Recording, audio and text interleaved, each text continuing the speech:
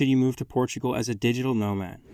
Portugal has become a popular destination for digital nomads in recent years, offering a unique blend of scenic beauty, rich culture, and a supportive environment for remote work. And what's more is that it's one of Western Europe's most affordable countries. In this video, we'll cover topics like the country's safety and security standards, healthcare coverage, visa requirements, things to do here, the cuisine and culture, and many more. Let's get right into it.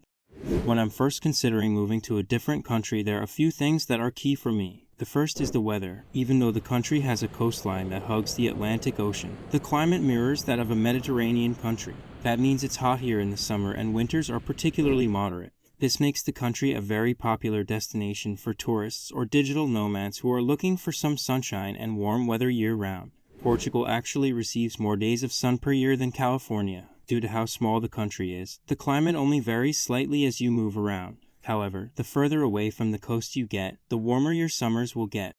The second most important thing for me when considering a move to a new country is its cuisine and culture. I love to eat, and trying new and interesting cuisine everywhere I go is one of my favorite hobbies. Portugal has a mix of seafood, meat dishes, and stews, and is known for its hearty and flavorful dishes such as grilled sardines, cod dishes, and cozido, a stew made with meat, vegetables, and beans. Whether you're dining in a traditional tasca or trying the local seafood, Portuguese cuisine is sure to satisfy. Portugal is also home to a vast variety of grapes that are made into some of the world's most delicious wines. You could spend weeks traversing the many vineyards the country has to offer.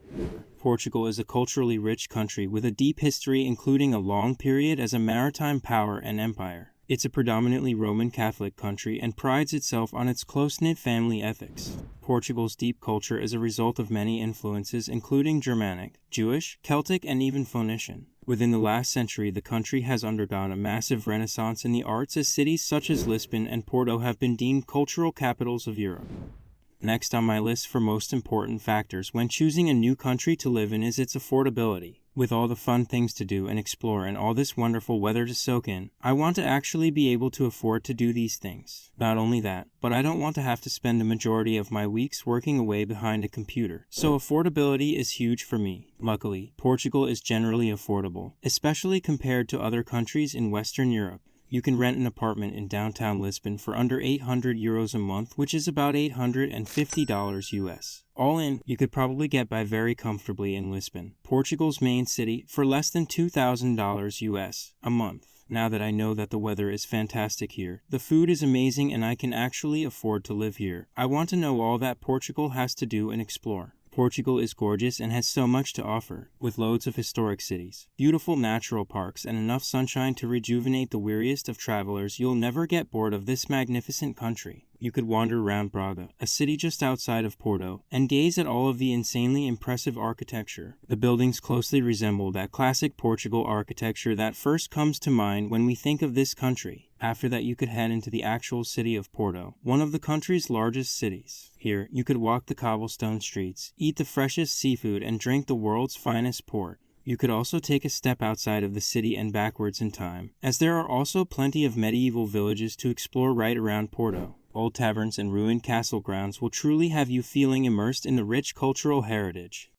The last destination I will mention will be the Azores waterfalls. The Azores is a volcanic archipelago that sits in the mid-Atlantic Ocean. A few hours by flight, it's one of Europe's most dramatic sets of islands. Think beautiful trails, incredible scenery, and the most stunning natural landscapes you'll ever see. If you can't tell by now, Portugal is an extremely alluring place for digital nomads and expats alike. Between the gorgeous weather, amazing beaches, incredible food, and amazing nature to explore, there is little not to love here. If it isn't welcoming enough for remote workers and location-independent entrepreneurs, consider the fact that the country is extremely digital nomad friendly. Hubs are set up across the country and in most of the major cities. Affordable office space or co-opt workspaces are readily available, as well as many coffee shops and public libraries. I can't really imagine a more enjoyable office space than a cafe on a cobblestone sidewalk in downtown Lisbon. The downsides of moving to Portugal. No country or city is perfect, and Portugal is no exception.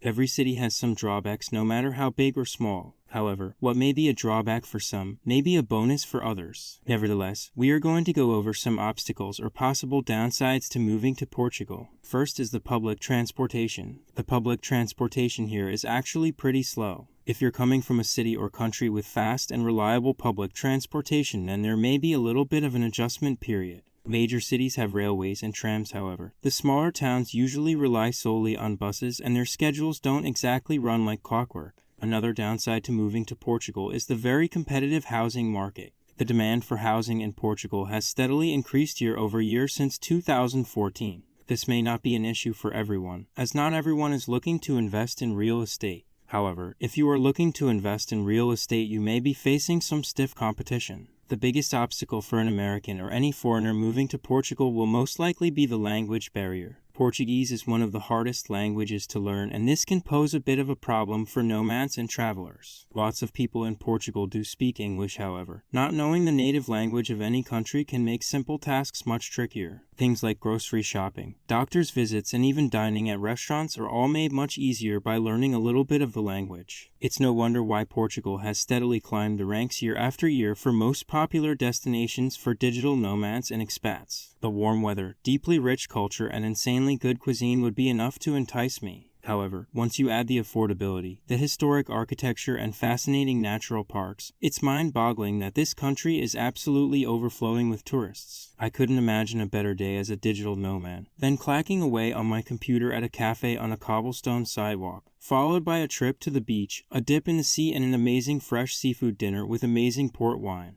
Portugal is truly an ideal destination for anyone. If you've made it this far, thanks for watching. Don't forget to subscribe so you don't miss out on more amazing content like this.